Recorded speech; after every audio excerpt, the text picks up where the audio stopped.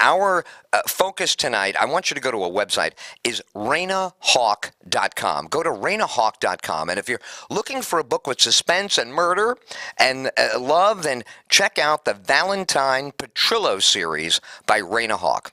The series follows Janie Valentine. Janie Valentine is on a journey from a small town in Louisiana. I know a little something about that. We still have listeners all over the great state of Louisiana, in Houma, of course, closer to the big city in Metairie and Kenner, and then, of course, on charters downtown. But still, if you get down the other parts of the state, we have listeners all over the bayou country of Louisiana. I love it down there. Anyway, she comes from the main character, Janie Valentine, a small town in Louisiana. Then she marries into one of New York's biggest crime families. Reyna Hawk is going to join us tomorrow evening at 7:05. She is the author of the psychological thriller, The Alter Ego of Insanity, and the True Events, Paranormal Angels and Arrows. The books are available at various locations, including Amazon and Barnes & Noble, Smashwords, or you can just get it by visiting reynahawk.com. Let me spell it for you, REYNAHAWK.com. Now, I mentioned the kids a moment ago for two reasons. Number one, I say kids. Don't forget what kids are when Ed Till says kids. Ed Till's always talking about the kids 18, 19, 25, and 30. So you know how excited you get when you, as a parent, you see them reading. Oh, God, look, they're reading a book. Then they say, I really like reading. You know where I can get my hands on something good, Mom, Dad? You say Ed Till, going on and on about this reynahawk.com, REYNAHAWK.com. So get over there. And now here's the thing I love. This is what I find really cool. The Valentine Petrilo series books that we're talking about here, Janie Valentine and her adventures, okay, are all available in one convenient ebook. Saves you a ton of money. Now, books are fun, and ebooks are just more fun. So go to reynahawk.com, see what we mean, read what we mean, and tomorrow night get ready to meet this great author and her series. I said earlier, I'm sure there's going to be a movie and DVDs and all that stuff to follow. I get ahead of myself right now. Let's just read the ebooks together and have a good time with Reyna Hawk. And go to her website, reynahawk.com. Of course, you get the books on Amazon, and it's called the Valentine Petrilo series by author and our special subject of the evening as an artist, but also our special guest tomorrow evening. We're actually going to hear from the author, Reyna Hawk, on the Ed Till Show. Congratulations, Reyna, on a great, spectacular piece of work. Spectacular. If you're a fan of psychological thrillers, The Alter Ego of Insanity. Now, are you a fan of True Events, Paranormal, Angels and Arrows? But don't miss any of it, and check out the website. She's a mother, That's incredible. She does all this, and she's got time to be a mom and be an amazing storyteller and be a big success. So that makes us feel great here on the show. We love being a part of that. All right, the Ed Till Show, and earlier today, here's what matters about the Trayvon Martin case. I'm going to play you the most important thing. Now, you're going to hear these clips in shorter and shorter version, right, from others. I'm going to give you the context. I'm not going to sensationalize this trial. I realized today, I made my prediction. It's on Twitter. Zimmerman will be found not guilty. And he will be found not guilty in a very similar, yet you won't recognize the similarity, but in a very similar way to Casey Anthony. Casey Anthony was another case where everybody thought they had their mind made up. They knew what was going on. This was the deal, blah, blah, blah. And, of course, so many people were wrong. Yours truly was right. And people said, how could Ed Till, what is Ed Till? Did Ed Till rig the jury? Is he part of that Gene Hackman movie, The Runaway? No, man, come on, man. Come on, man, what's up with you? I'll straighten you right out. I'm going to straighten you out on something else in about 2 minutes, but I'm going to tell you right now about this. I'm going to straighten you straight away, get you pointed in the right direction. I'm going to illustrate it tonight on the show. You're going to find it an unmistakable reality, but I'm going to explain it to you very simply. Casey Anthony, same thing.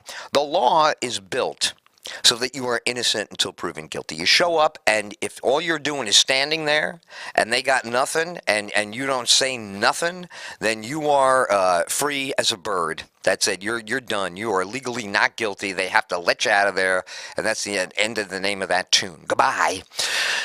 On the other hand, when it's overwhelmingly that you did it and they got 90,000 ways of evidence, they can drown you in DNA this and fingerprint that and black light, bacteria. So this is the way it works today. Very few cases are like, oh, God, nobody knows. Oh, wow. Oh, God. Oh, that's in Perry Mason days when I was a kid, or, some stupid TNT series that I haven't caught up with, but I'm sure has some old actors that I like in them, is that they're new the way they do. So here's what's going to happen in this case. It happened in Casey Anthony. The law is written so that if it's not beyond a reasonable doubt, to a moral certainty, if you can't put out all reasonable doubt, you can't convict. Now, are people angry at George? Yes. Do people wish George had not gone after? Yeah, people, you can wish anything you want, but you put a law out there called the Stand Your Ground Law, and, he looks exactly like a case study in the law.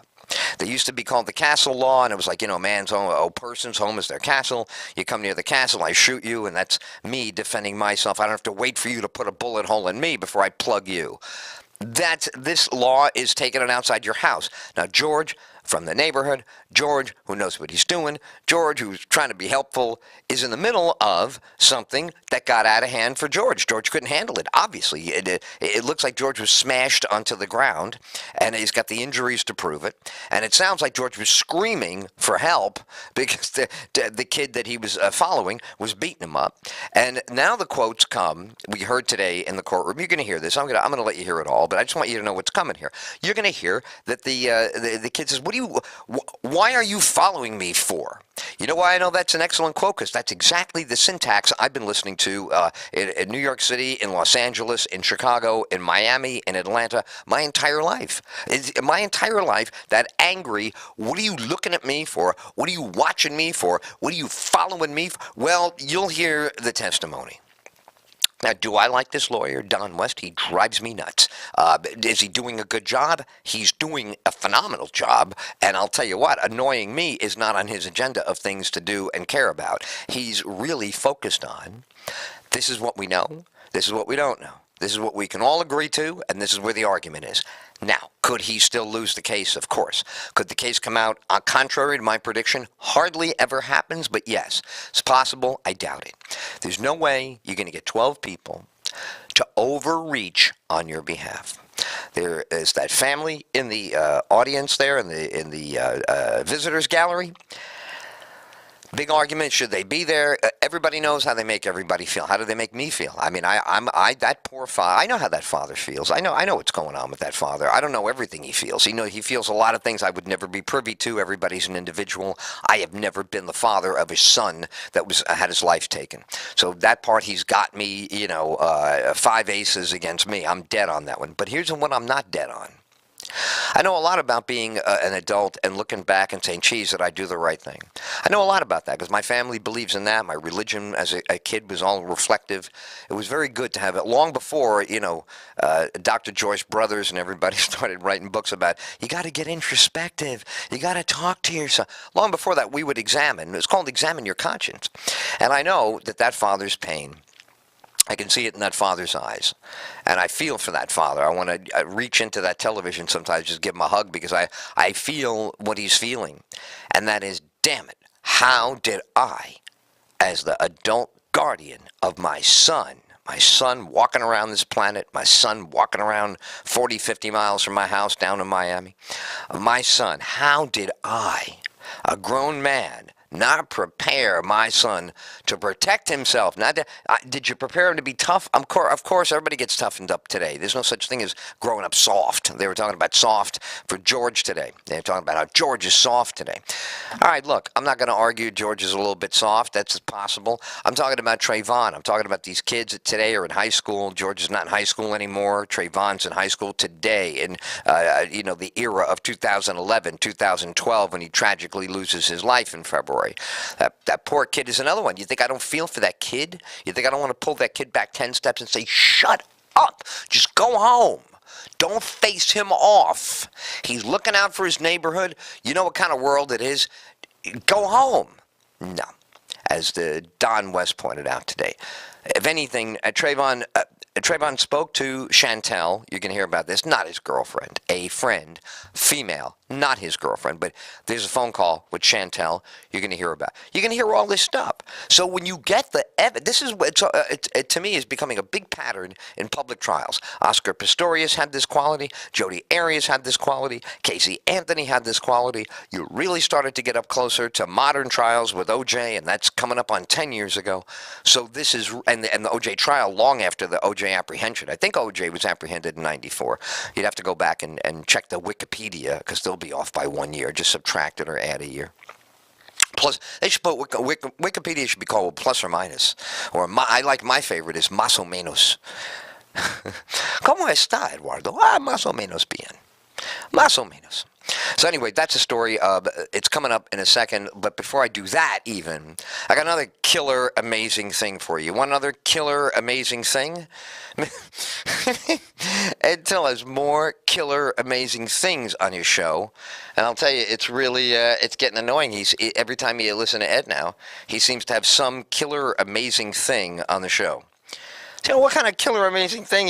What are you saying? Killer amazing thing? You mean like he's got cars that fly? He's got goldfish that taste good? You can just raise them, and then they taste like M&Ms. They're so delicious, and they're really just goldfish. And it's a way of raising your own fish. It's kind of like having a catfish farm right in your playroom in the house. You put goldfish in there. You have a couple for lunch, and they reproduce the next day.